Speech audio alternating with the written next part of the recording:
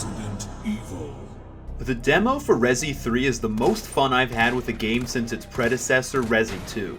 As someone who's grown up with these games and characters back in the 90s, it's incredible to see how far audio and graphic enhancement has come to transform Raccoon City from a pile of gray pixels into the smoldering neon ruin of a town on fire.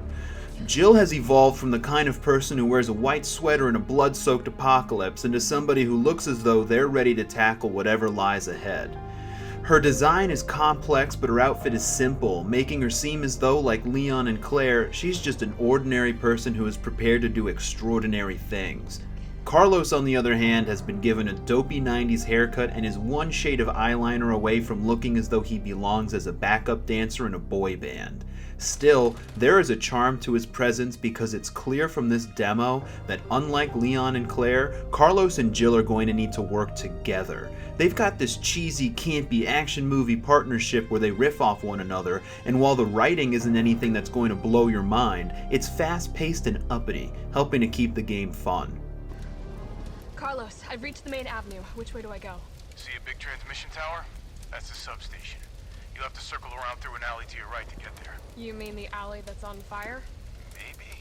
Surely a tall drink of water like yourself can put out a few flames. Fuck you. And while characters and story are a nice way to keep a player engaged, I've always found that too much focus on a protagonist or any artsy movie cutscenes detract from a game's mechanics and moment-to-moment movement. That is where this demo really shines. Just like Resi 2, I could play this demo all day. I've already beaten it 4 times and will most likely play it a 5th, just because the setting, atmosphere, music, and controls are all so fluid and blend perfectly together to make an engaging experience. Resi 2 had you feeling suffocated in cramped, narrow hallways. There was a fear of uncertainty clinging to every object and door around you. Here, we've got the same kind of thing evoked through tight streets and alleys that offer the illusion of more room to maneuver, but even out in the open, you're just as trapped as you were inside the Raccoon City police station. This right here is the moment in the demo where I realized that Resi 3 is batting in a completely different league. The shadow of the zombie eating a corpse reflects upon the brick wall from a light cast deep in the alley. You can hear teeth to flesh and the horrific smacking of lips, and the moment you turn that corner and you focus your shot on what you've expected from all the sensory clues around you, a second zombie stumbles out from behind a wall. Now mentally you're trying to absorb how to handle this situation because the first zombie you did account for is now focused on you and making its way over. Between the piles of garbage bags and other debris, it quickly becomes clear that you do not have much room to maneuver, and whatever comes next is instinct. It's so simple yet effective, and the psychological tools of this moment lend such strength to a simple alley. This could have been a quick transitional piece of ground you need to cover to get to the main game world, but the developers were clever enough to turn this into an experience that says everything you need to know about this game. Stay on your feet, be sharp, and don't trust anything around you. It's such an effective formula, and then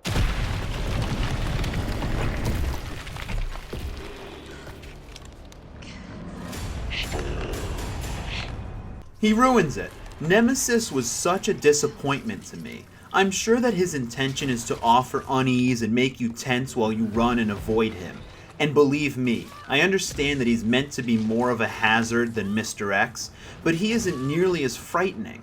Nemesis is just an annoyance that runs fast. Maybe it's just me. Maybe I haven't gotten enough of a taste of how he functions inside of a full, open game environment, but what I've seen here makes me nervous. Like the original game, you're encouraged to run from Nemesis because he's invincible, triple your size, and has rage issues. But new to the 2020 version of our fleshy friend is the ability to jump right in front of us and to reel us in like a fish with his creepy hentai tentacle.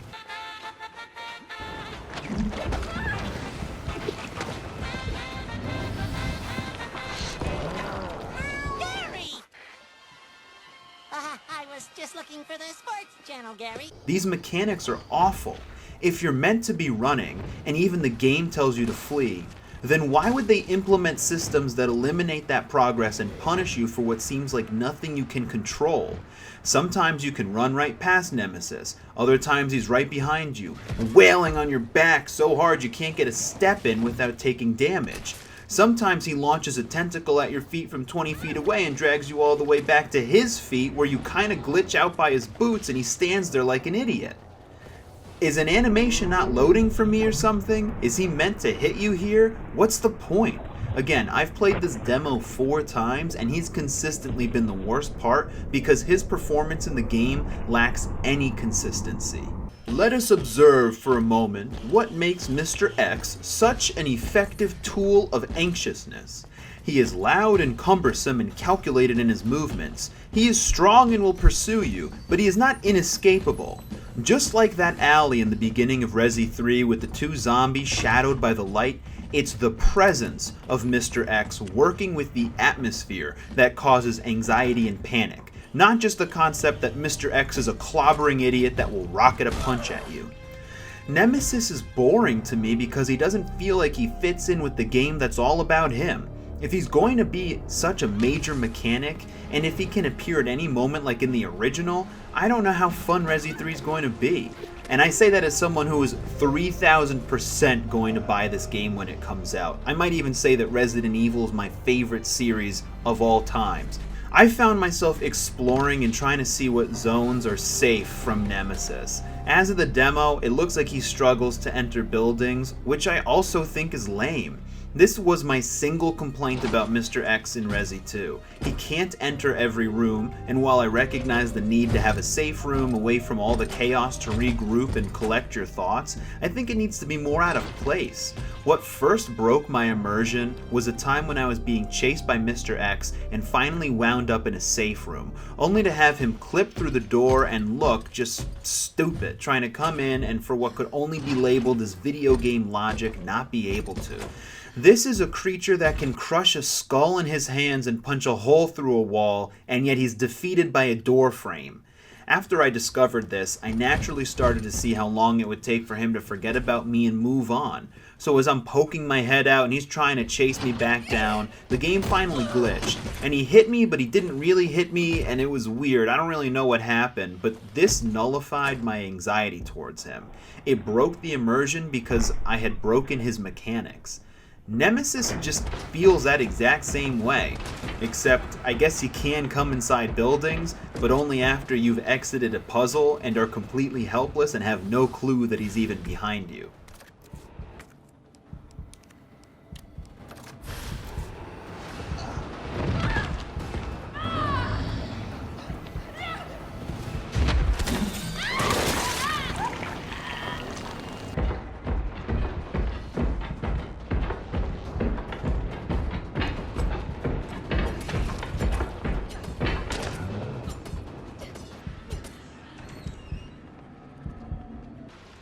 Do I think Resi 3 is going to be cool? Hell yeah, I do. But I hope that Nemesis isn't as tedious as he was here. With everything else that the game has going for it, here's hoping he's not a diversion from the fun experience when the game comes out next week.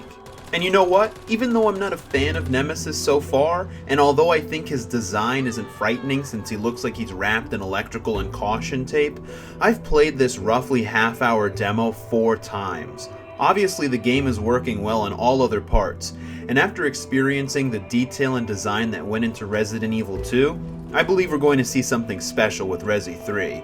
Anyhow, thanks for sticking around this long, and if you've got a hankering for some more of my stuff, it'd be cool if you checked out my attempt at humor with my incredibly low-budget reproduction of Death Stranding, using items that I found inside my closet. It was an absolute joy making that video, and I'm pretty happy with how it came out. I've been enjoying the process of teaching myself how to edit and work cameras and things like that. But I've been staring at a computer for too long now, so I'm going to go eat peanut butter pie ice cream while playing Minecraft with a heating pad on my back because that's how I roll. Peace out, players!